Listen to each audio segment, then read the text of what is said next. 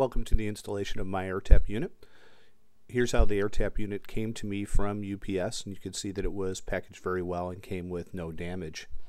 The first thing you need to do is unpack the unit and make sure that you have all the parts and pieces in the instruction manual. The next thing you need to do is plug the unit in and make sure that you can hear the unit running. Touch the copper coil in the back and make sure it heats up. Don't let it run for a long period of time, only let it run for a minute or so. Check it out. This was my current installation of my hot water heater, and as you can see that it was just a standard state water heater, 50-gallon electric hot water heater. The first thing you need to do when you start to work on your hot water heater is definitely shut the electricity off if it's a gas or an electric unit, and if it's a gas one, shut the gas off at the main power panel.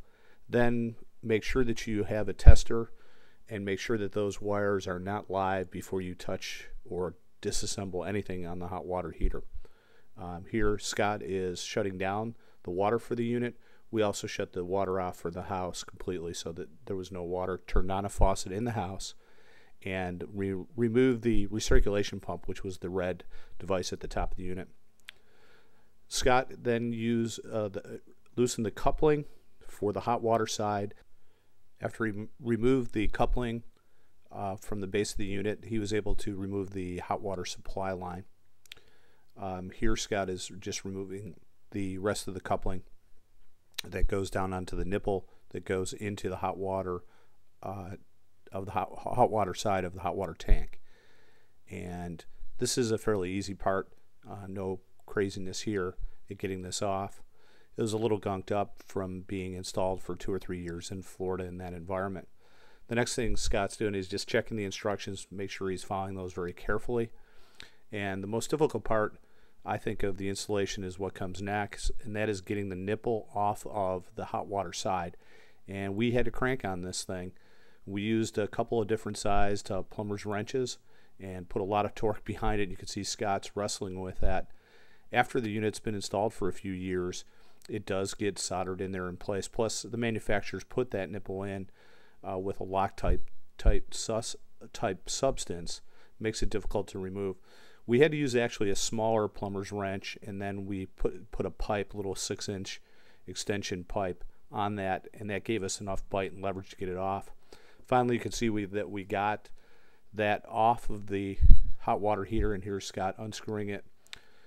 You will ruin that nipple, so you're going to need to get a package of 6-inch nipples to replace the ones that you break.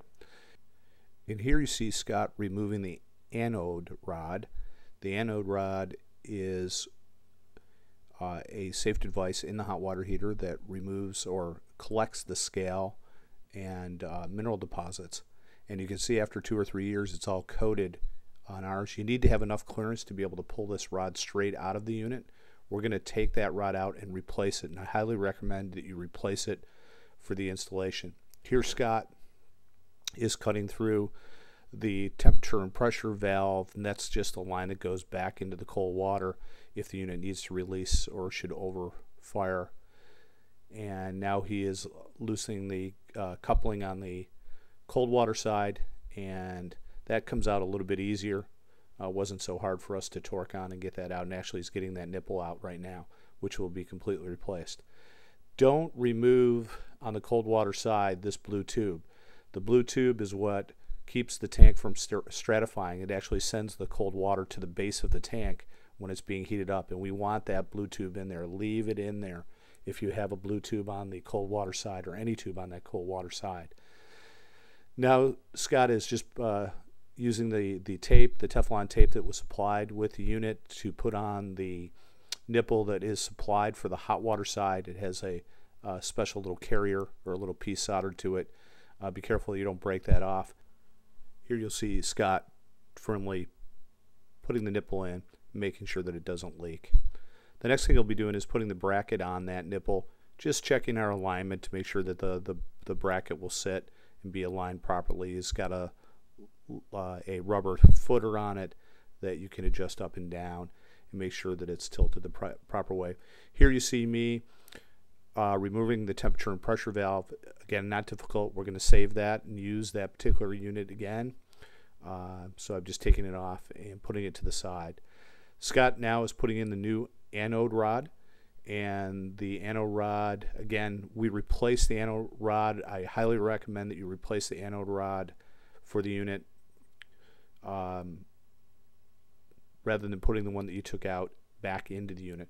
Plus, we switched it from the hot side, where we're going to have to feed our long copper cable, to where the temperature and pressure valve was at the top of the unit. So we're feeding it into where the temperature and pressure valve was, and then we're going to take the temperature and pressure valve and with a coupling add it to the top of where the anode rod is. And here Scott is firming down the anode rod back into where the temperature and pressure valve was. He'll put a coupling on top of that and put the temperature and pressure valve back on the hot water tank. You have to have that temperature and pressure valve, absolutely. Here he's just taping that up so that he can get the coupling on it, and as I said, then we'll be screwing the temperature and pressure valve back on to the unit. Underneath it is the anode rod. So you want to make sure that you have a coupling here that you can connect those two in a brand new anode rod. Anode rods are fairly inexpensive, under $15 usually. You can buy them on the internet or at a local plumbing supply house. And here Scott has put on the coupling on top of the anode rod, and he is screwing the temperature and pressure valve back onto the hot water heater. As I said, it's absolutely necessary that we do this. The next step he'll be doing after he gets that on firm is making sure that we get the nipple, which we had to get to a larger nipple size, about 6 inches, for the cold side, and he'll just screw that back into the hole there. You notice that he's taped it, and he's got the new nipple on there, and he's screwing it. Now underneath that is that blue tube that we told you not to remove. It's back in the unit, and so the cold side will function just as it did before. And again, taped very well, and he'll use a plumber's wrench to secure that tightly in there. We didn't get any leaks after we secured everything on, so we made everything nice and tight to start. We don't want to go back and have to secure it again. Make sure that it's taped properly, and that you secure it properly with a wrench. Now Scott is putting on the second bracket onto the cold side, and then we'll level this and we'll pitch it so that it's pitched away from the unit, so that it'll drain out. The condensate will drain away from the hot water heater and out the drain hole, which is in the front of the unit. Scott's now taping the top of the hot side nipple that was provided with the unit, and he'll be securing on the T that you can see off to the far right there on top of the hot water heater that's supplied on the unit. Here he is, he's securing that on and tightening that. That's where the unit will be threading down the long copper tube, the heating element copper tube. Here now Scott is securing a great product from a company called SharkBite. You can get these at Home Depot or Lowe's for about $10–12. This is a flexible stainless steel line with what they call a SharkBite end, and now you can see it's very easy to attach, and no soldering or having to fool around with compression fittings. This is just a flexible stainless steel hose with a SharkBite on one end, which we were secured to the cold line, and now we're securing that to the nipple that we already installed in the hot water heater. And now Scott's just securing that tightly and just rearranging it so that it looks nice and it's ready to go. So our cold side's already hooked up. What you didn't see is Scott and I picked up the unit and placed it on the brackets, and we secured and leveled the unit.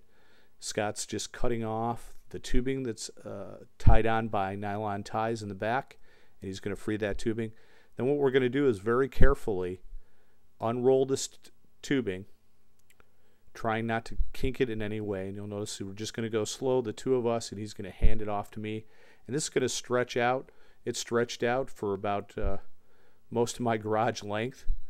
We're just trying to be very careful with the temperature probe right there, and he'll hand it over to me, and we're just going to unfurl this down the length of the garage and make it nice and straight as we possibly can. without getting any kinks in the unit whatsoever. And then I'm just going to bring this out. What I did is we just sort of held onto it, both of us, and I brought it all the way back around. And I'm going to feed it into the hot water tea that we placed in the back. And we're just going to slowly feed it in.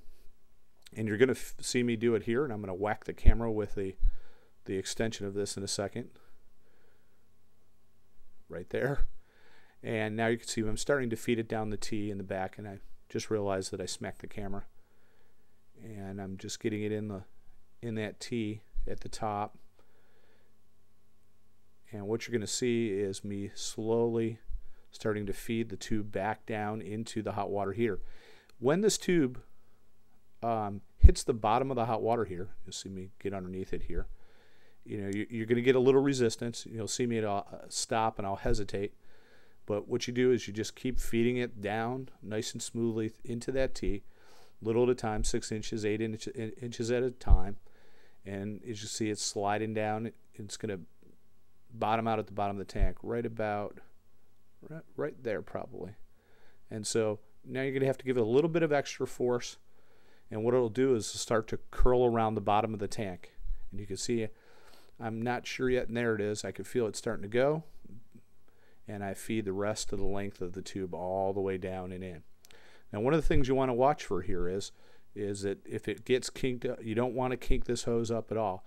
You can see Scott was supporting the other end, and as it comes down, it'll spiral around the bottom of your tank.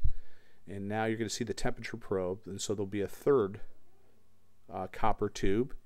And as you can see, I'm going to make sure that that's fed in with it, and that it goes in nice and straight, doesn't get kinked up at all. We want that to get to the bottom of the tank so that it takes proper temperature. Now you can see that copper fitting at the top, right above the black insulation piece, right there. It's highlighted now. That's where the temperature probe, there's a little nut there. Secure that. Make sure you tighten that nut up. We didn't, and it makes it a little difficult to do it at the end. If you tighten that nut up before you feed this down in here, and very carefully, it won't leak out of that nut. And it's a lot easier to get at when it's like this right now, or just before this, and tighten it up. Now I'm looking just to make sure that everything looks good, and it does so far. Thread it all the way down and then tighten it right up.